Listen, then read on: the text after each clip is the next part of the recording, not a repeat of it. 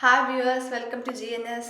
ഇന്നത്തെ വീഡിയോ എന്താ പറയുന്നത് വെച്ചാൽ, നമ്മൾ സ്റ്റഡി ടൈമിൽ നമ്മുടെ പാരൻസിൻ്റെ അവരുടെ റോൾ എന്താണ്, അല്ലെങ്കിൽ അവർക്ക് എന്തൊക്കെ കാര്യങ്ങളാണ് ചെയ്യാനുള്ളത് എന്നുള്ള കാര്യങ്ങളെക്കുറിച്ചാണ് ഇന്നത്തെ വീഡിയോയിൽ പറയാനുള്ളത്.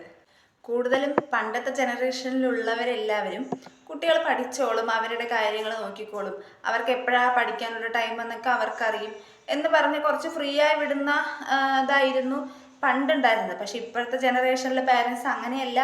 കുട്ടികൾ കൂടെ തന്നെ നിൽക്കും, അവരെ എത്ര സമയം പഠിക്കുന്നുണ്ടെന്നുള്ള എല്ലാ കാര്യങ്ങളും നോക്കുന്ന ഒരു ജനറേഷനാണ് ഇപ്പോൾ ഉള്ളത്. അപ്പോൾ ഈ നമ്മുടെ കുട്ടികളെ എക്സാം ടൈമിൽ നമ്മൾ പാരൻസ് എന്തൊക്കെ കാര്യങ്ങളാണ് ശ്രദ്ധിക്കേണ്ടതെന്നുള്ള കുറച്ച് കാര്യങ്ങൾ ഞാനിവിടെ പറയുന്നുണ്ട്. ഫസ്റ്റ് എന്താ നമ്മൾ ശ്രദ്ധിക്കേണ്ടതെന്ന് വെച്ചാൽ, അവർ ഒരുപാട് ഫോഴ്സ് ചെയ്യാതിരിക്കുക.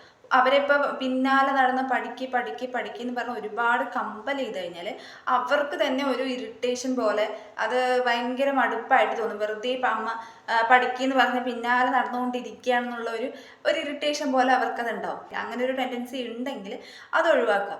പിന്നെ മെയിനായിട്ടുള്ളൊരു കാര്യം എന്താണെന്ന് വെച്ചാൽ, നമ്മൾ മീഡിയാസിൽ നിന്ന് കുറച്ചൊന്ന് മാറി നിൽക്കുക.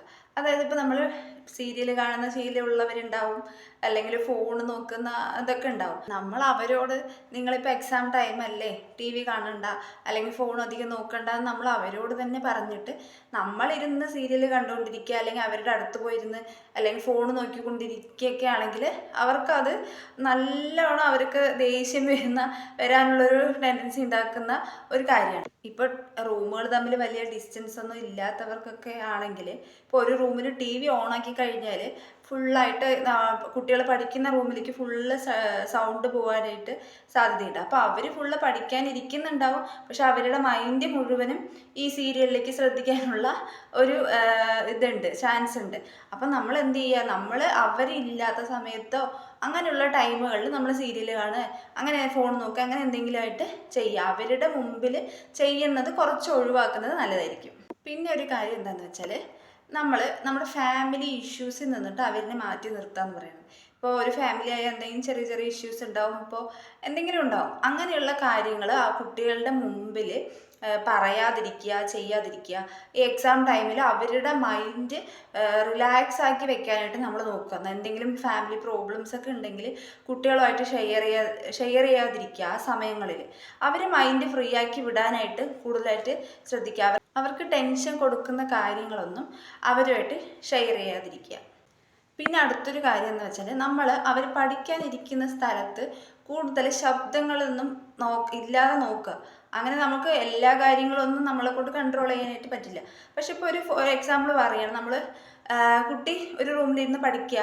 ഇപ്പോൾ ഏതെങ്കിലും ഒരു റിലേറ്റീവ്സോ അല്ലെങ്കിൽ ഗസ്റ്റ് എന്തെങ്കിലും കയറി വരികയാണെങ്കിൽ നമ്മൾ അവരുടെ അടുത്ത് നല്ല വോയിസിൽ സംസാരിച്ചു കൊണ്ടിരിക്കുകയാണെങ്കിൽ കുട്ടിയുടെ ശ്രദ്ധ മുഴുവനും പഠിക്കുന്ന കാര്യത്തിൽ നിന്ന് നിങ്ങൾ സംസാരിക്കുന്ന കാര്യത്തിൽ ചേഞ്ച് ചെയ്യാനായിട്ട് സാധ്യതയുണ്ട്. അപ്പോൾ നിങ്ങൾ അങ്ങനെ ആരെങ്കിലും വന്നു കഴിഞ്ഞാൽ അവരോട് സംസാരിക്കണ്ട എന്നല്ല പറയുന്നത്.